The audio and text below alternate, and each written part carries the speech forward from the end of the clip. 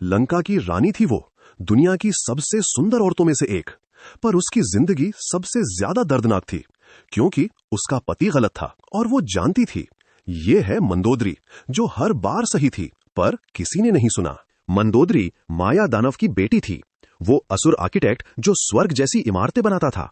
उसकी माँ अप्सरा हेमा थी। मंदोदरी में सुंदरता भी थी और बुद्धि भी। वो 5 कन्याओं में से एक थी, द्रौपदी और कुंती के बराबर। रावण पृथ्वी का सबसे शक्तिशाली राजा था। लंका उसकी सोने की नगरी थी। मंदोदरी से शादी हुई तो लगता हा सोने पे सुहागा। पर मंदोदरी को पहले से पता था, उसके पति का घमंड एक दिन सब खत्म कर देगा। जब रावण सीता को उठा के लंका लाया, मंदोदरी का दिल टूट गया। उसने रावण से कहा, ये गलत है, ये पाप है, राम की पत्नी को चुराना सबसे बड़ा अधर्म है। पर रावण ने हंस के कहा, मैं रावण हूं, मुझे किसी से डर नहीं। मंदोदरी ने घुटनों पर बैठ के मांगी, स्वामी सीता को वापस करो, राम से माफी मांगो, लंका बचेगी, वंश बचेगा।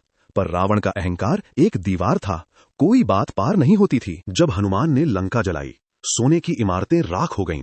मंदोदरी ने रावण से कहा, देखो ये तो शुरुआत है, सीता वापस नहीं की तो सर्वनाश होगा। रावण ने फिर हंस के कहा, एक बंदर से क्या डरना। युद्ध से पहले आखिरी बार मंदोदरी ने रावण का हाथ पकड़ा, आंखें भरी थीं, कहा, मेरे लिए ही सही, अपनी रानी के लिए सीता लौटाओ। बेटे मरेंगे, भाई मरेंगे। रावण ने हाथ छुड़ाया और युद्ध के लिए निकला। युद्ध शुरू हुआ और मंदोदरी की दुनिया बिखरने लगी। पहले बेटा इंद्रजीत गिरा, फिर बेटा अक्षय। कुंभकर्ण, रावण का अपना भाई, कट गया। मंदोदरी महल की खिड़की से हर मौत देख रही थी।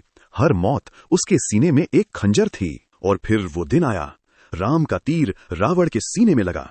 मंदोदरी भागती हुई युद्ध भूमि पर आई, अपने पति के शव पर गिर गई, रोती रही, चिल्लाती रही, तुम गलत थे, पर मेरे थे, मेरा रावण।